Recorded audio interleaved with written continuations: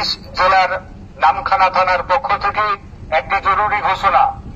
বঙ্গোপসাগরে তৈরি হয়েছে গভীর নিম্নচাপ, ধেয়ে আসছে ঘূর্ণিঝড় মান্থা। সোমবার থেকে বৃহস্পতিবার পর্যন্ত বজ্র বিদ্যুৎ সহ প্রবল ঝড় বৃষ্টির সম্ভাবনা রয়েছে। উত্তাল থাকবে নদী এবং সমুদ্র। উপকূলবর্তী এলাকায় 30 থেকে 50 কিলোমিটার গতিবেগে ঝোড়ো হাওয়া বইবে। তাই আগামী 28 তারিখ মঙ্গলবার থেকে পরবর্তী নির্দেশ না পাওয়া পর্যন্ত কোন মৎস্যজীবী ট্রলার নিয়ে গভীর সমুদ্রে রওনা দেবেন না। সোমবারের মধ্যে সকল মৎস্যজীবী ট্রলারগুলিকে উপকূলে ফিরে আসার নির্দেশ দেওয়া হচ্ছে।